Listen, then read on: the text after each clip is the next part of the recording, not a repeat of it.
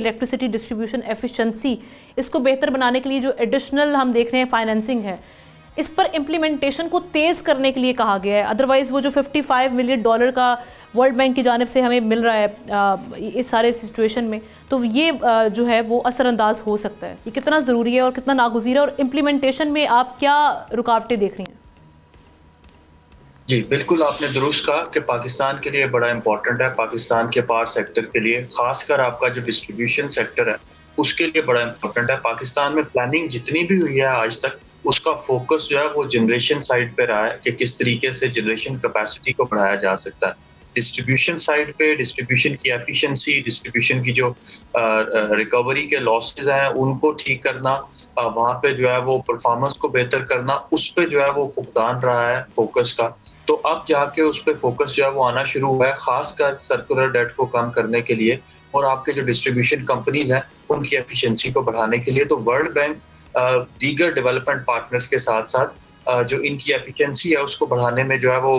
आगे आगे रहा है और उन्होंने काफी सारी फाइनेंसिंग भी दी है। प्रॉब्लम पाकिस्तान में यही आता है कि जो डिस्ट्रीब्यूशन कंपनीज हैं वो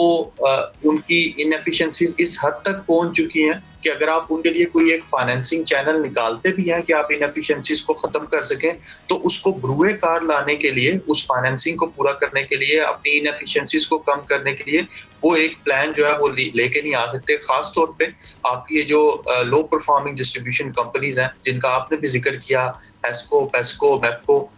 यहाँ पे प्रॉब्लम ये है कि अगर आपके पास फाइनेंसिंग फैसिलिटीज अवेलेबल है, उन फाइनेंसिंग फैसिलिटीज को यूज करते हुए आपके पास प्रोक्योरमेंट प्लान नहीं है जिसके थ्रू आप इन्वेस्टर्स को अट्रैक्ट कर सकें, आपके पास जो है वो डेवलपमेंट प्लानिंग का फुकदान है, तो जब तक ये वाली चीजें, ये वाले प्लान्स अवेलेबल नहीं होंगे तब तक डिस्ट्रीब्यूशन कंपनीज अपने नेटवर्क में इन्वेस्टमेंट्स नहीं ला सकेंगी। और जब तक इन्वेस्टमेंट्स नहीं आएंगी तब तक ये लोग अपने जो distribution side of the business है उसको, उसकी एफिशिएंसी को नहीं बढ़ा सकते, अपनी रिकवरी रेशियोज को नहीं अच्छा कर सकते, एडवांस मीटरिंग इंफ्रास्ट्रक्चर नहीं ला सकते, क्योंकि उसके लिए आपके पास ट्रांसपेरेंसी के साथ साथ आपके पास प्रोक्योरमेंट प्लान्स, आपके पास जो डेवलपमेंट प्लान्स हैं वो लॉन्ग टर्म होने चाहिए। ये शायद तभी मुमकिन हो सकेगा जब हुकूमत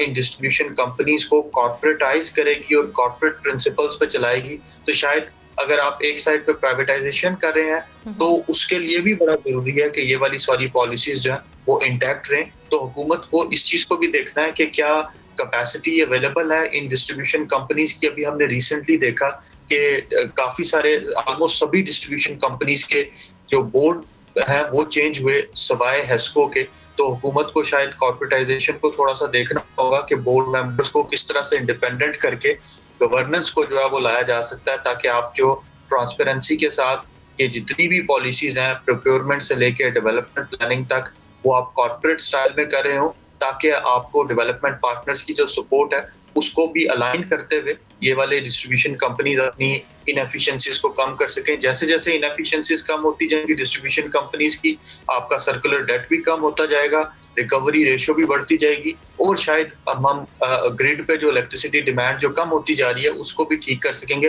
लेकिन मेरी राय में आपको प्राइवेटाइजेशन के साथ साथ कॉर्पोरेटाइजेशन और कंपटीशन की फिजा को वो लेके आना होगा, तब जाके आप जो डेवलपमेंट पार्टनर्स की, खासकर वर्ल्ड बैंक की जो सपोर्ट है उसको हासिल कर सकते हैं।